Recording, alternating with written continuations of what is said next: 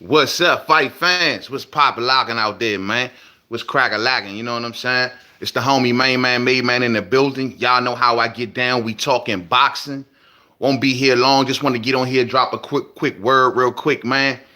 Just been keeping my ear to the streets, keeping my eyes to the headlines. And the one thing that I noticed that came across the wire is that Dillian Whyte has now lost his number one position in the WBO, which a position that we thought maybe he will become the WBO mandatory sometime soon. But he has now lost his number one position in the WBO to, of course, Alexander Usyk. What's up, M Star? What's up, family? Yeah, he has now lost his spot to Alexander Usyk. Alexander Usyk will come up from cruiserweight, being the cruiserweight WBO champion. And the WBO rule states that if a fighter from the WBO who's a champion in the lower division, if he moves up, well, he becomes the number one contender in the higher division. So Alexander Usyk will become the mandatory. Tyson Fury, due to his victory over Tom Schwartz, will become the number two guy in the WBO. And this bumps Dillian Whyte now down to the number three guy in the WBO. See, the thing is about this is that I've always asked people about this, man. I agree with you, M Star. I mean, it's disjointed, man. The thing is, Dillian Whyte has gotten the short end of the stick when it comes to the boxing rankings. I've always said that. My thing is, he was well aware of what was going on in the WBC when Dominique Breazeale got made the mandatory. He knew that this was coming. He knew that the fight that Dominique Breazeale had over Eric Molina back in 2017 is the actual fight that made Dominique Breazeale the mandatory. So when people jump on the WBC, oh, well, how can they have Dillian Whyte in this position and he's not the mandatory? Well, Dillian Whyte knew. He knew the belt that he was fighting for. He knew the position that he was fighting for. And then on top of that, the WBC gave him many paths to a quicker way to get to the mandatory, but he never took any of those paths. Well, anyway, everybody always emphasized the problems that the WBC gives Dillian Whyte. You did, but no one never like to talk about the WBO. I personally believe that the WBO has done Dillian Whyte more foul than any of the sanctioning bodies. Because in Dillian Whyte's case with the WBO, where he beat Joseph Parker, who was number one, where he turned around and he's now facing Oscar Rivas, who is a top 5 WBO fighter, I would have thought that those two victories, given he's been there longer, he's been more of an active fighter, would have granted him at least a higher position than Tyson Fury. Tyson Fury's victory over Tom Schwartz did nothing for nobody. You know what I mean? But the thing that they'll hide behind is that, and that's just keeping it 100, Tom Schwartz was rated in the top 5 across the sanctioning bodies, believe it or not. You know what I mean? So they'll probably use that and say, well, Tyson Fury beat a top guy, you know, Tom Schwartz or whatever the case may be. So that's probably what it is. Fam, what's up, family? What's up with you, man? Just kind of dropping a quick jewel real quick, man, before I get up off here, man. Yeah, Dillian Whyte gets dropped from the number one position in the WBO, a position I think he should honestly have gotten. At least the number one or the number two spot. They should not have been putting Tyson Fury above Dillian Whyte in the WBO because of his victory over Tom Stankin' Schwartz. You know what I'm saying? That don't make no sense to me, Joe. So I feel bad for Dillian Whyte in this situation. This is the one situation I feel bad for. As far as the WBC situation, that's not here nor there. But Dillian Whyte, man, in the WBO, I would have thought that they wouldn't have done him so cruddy as to move Tyson Fury. Tyson Fury, who beat Tom Schwartz.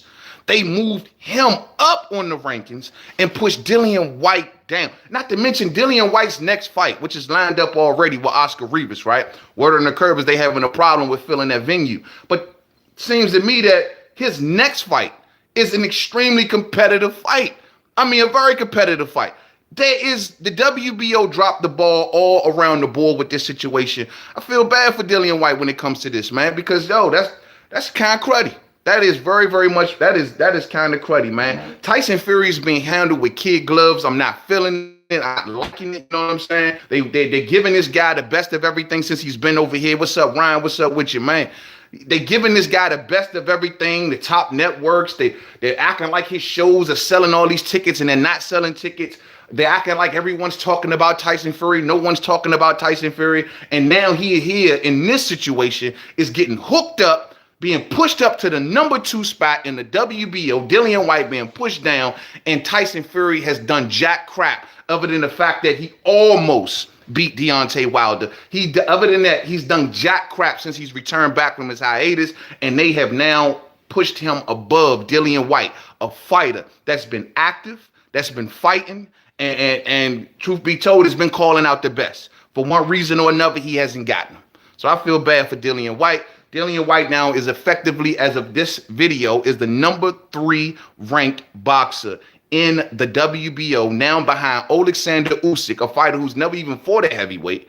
He's behind Alexander Usyk, and he is behind Tyson Fury, the mythical lineal champion who sold 5,000 tickets in this last fight against a bum. And he is now #2.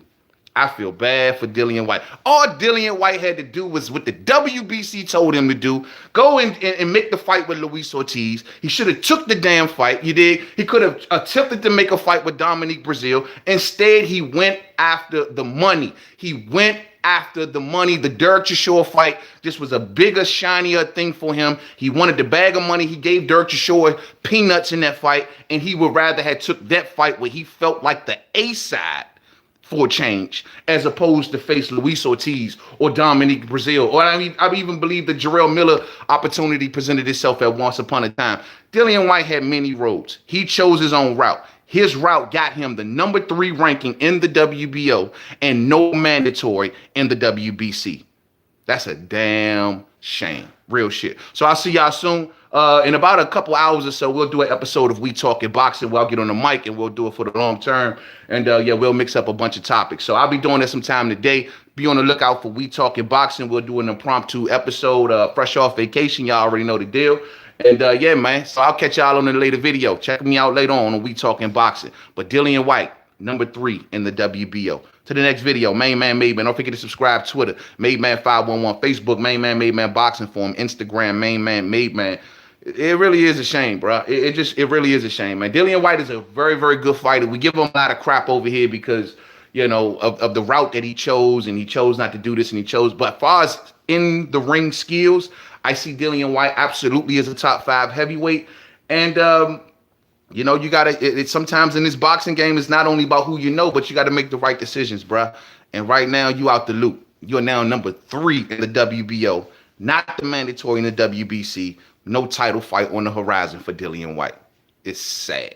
Real shit. Hey, Cuzzo, hit me up later, old Cuzzo. We got to get up, homie. We got to get up ASAP. You know what I'm saying? But real talk. I see y'all in the next video. Check me out later. Peace out.